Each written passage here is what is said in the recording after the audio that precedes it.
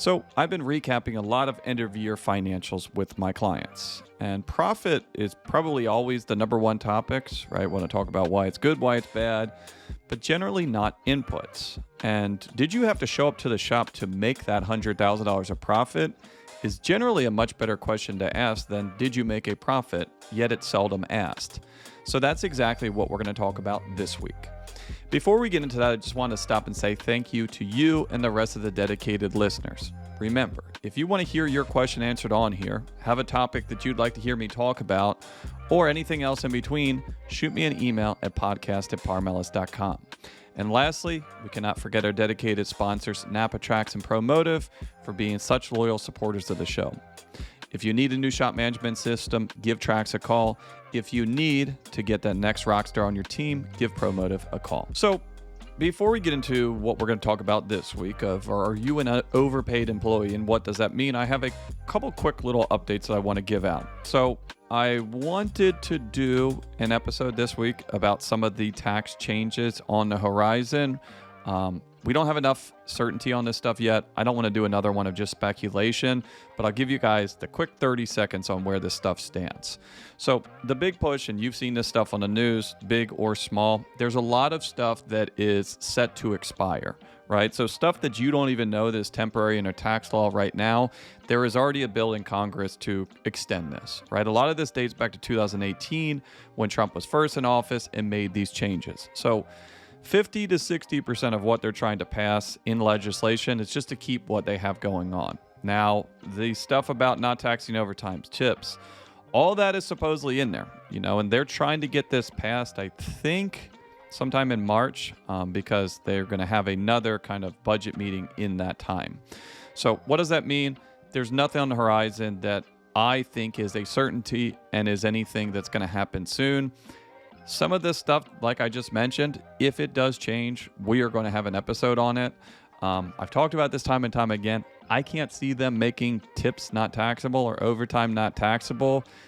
As of right now, they're pushing for it. So if that does happen, we're going to have an episode on how do we change it so that you can pay your employees in a way that they don't get taxed.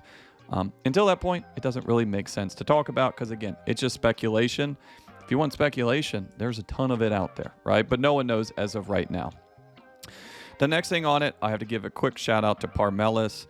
We were just actually named one of the top 100 accounting firms in the country by USA Today. So I need to give a quick shout out to my team. I don't always talk about my business a ton, but yeah, pretty cool to be named with some really, really big firms, right? Price Waterhouse. There's a lot of really big firms. To have Paar Melis in the same category means a lot. Now, how do they vote for that stuff? It's actually the most recommended firm. So people like you, people that listen to this, our clients, recommended this to other people who need help with their taxes, with their accounting, and specifically for this industry. So thank you to you guys. Thank you to my team. And yeah, check it out. So pretty cool. So enough of the updates. Let's get what you came here to talk about, right? And it is the title of the episode, Are You an Overpaid Employee? Right? In some cases on this, we're going to say underpaid employee. And the first thing we got to ask is, well, are you? Now, what does that mean, right? Because if you go back, there's a lot of people that are going to answer that subjectively. Well, of course I'm an employee, right? I'm a slave to my business. And some people, this might not be an eye-opening conversation, right? This might be one of your big issues already, but maybe you look at it differently. Maybe you don't know how to fix it. So when I look at a business, right, I see two different types of people. There's business owners and there's employees. Sometimes they can be disguised as both, right? Now, when I'm looking at specifically on shops, right, the classic example is, well, how much money you make, right? Well, if you're owning a business, you're making more money. So then by default, you're not an employee. Well, you still could be. They both can make the same amount of money. You could be, like the title shows, a very overpaid employee. Well, hon, I make $200,000 a year. Well, if you're in a shop and you got 3 technicians and no other service advisor, you're not a business owner. You're a very, very well-paid service advisor, right? Kind of get the way this is going. Employees clock in every day. A business owner doesn't. Now, maybe it's not 9 to 5 on there, but it kind of goes into the next thing we're going to talk about. Businesses do not operate without their employees, right? If you don't have technicians, you don't have advisors, you don't have managers, you cannot run your business. A business owner should run without its owner. Now, again, it's generally not going to be as profitable as with the owner being there every single day. But if you can't show up and not have a 20-30% drop off in your business, I got bad news for you. You are not a business owner, you're an employee. So now this is something that you guys need to be very mindful of. And the overall idea of this comes from our benchmark report. And we're going to be doing that again this year, but essentially it compares all of our shops, the top, the not, South, European, diesel, and really segments this stuff up. But the big question, again, that everyone wants to know is, well, what are the top shops doing? And so the idea of this episode came in because everyone wants, or they think that they want to be my top shop. And my top shop, or not my top shop, but one of them up there, they make around 35% net income. They do very well. They make a lot of money. And no, it's not something where they're only doing $100,000 of sales a year.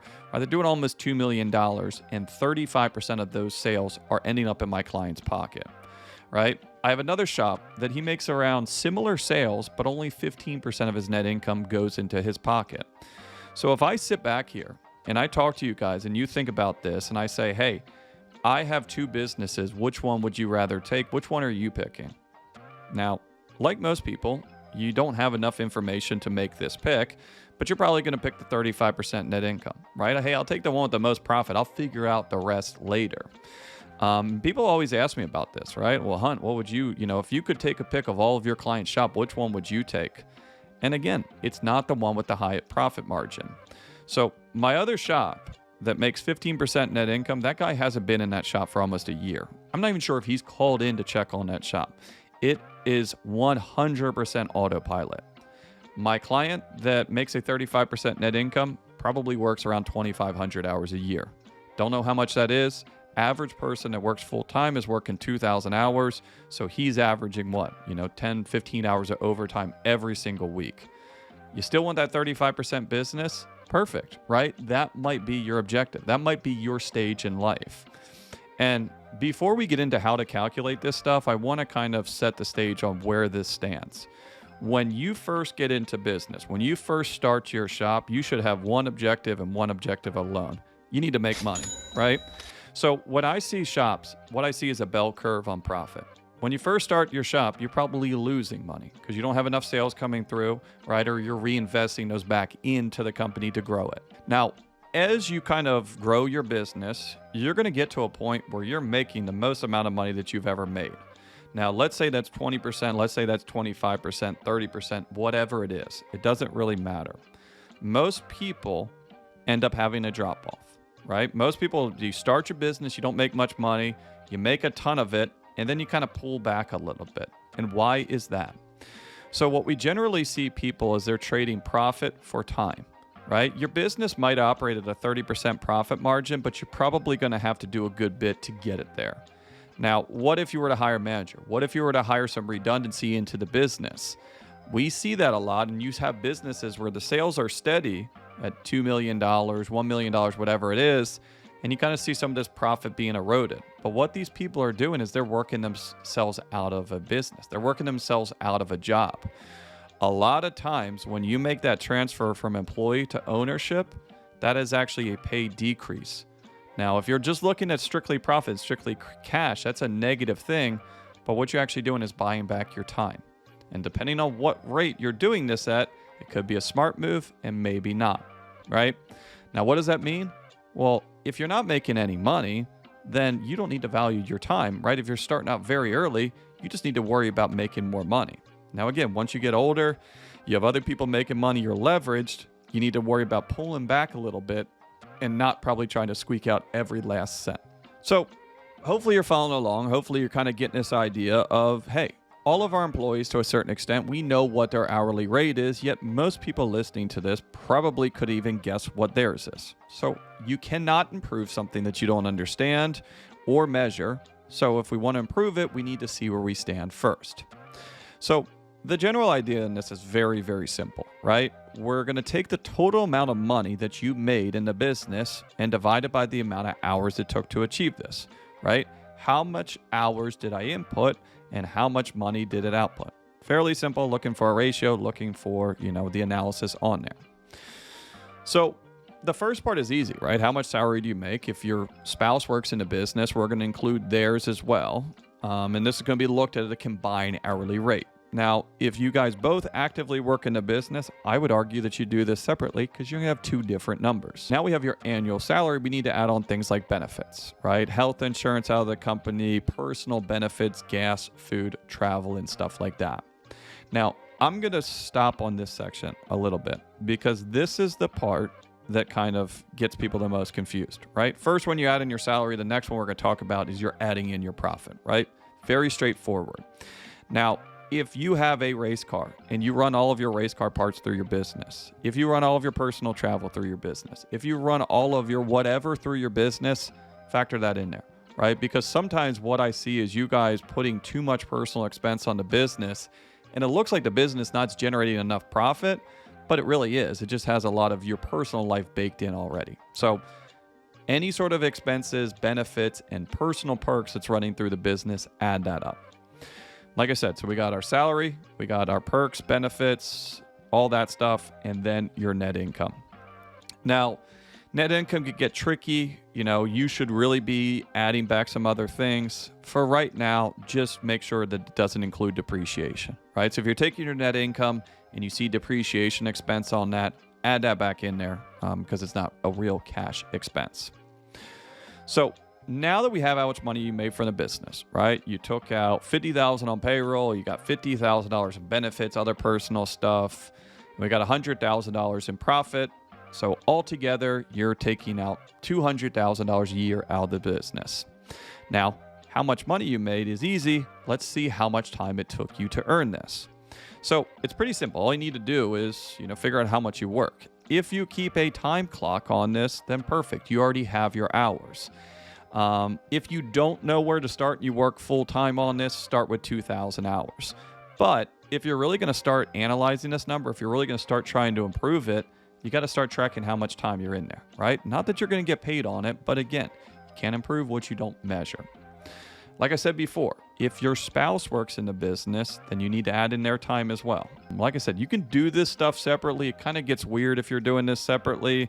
But again, if you're both actively working in the business, I would do two different numbers.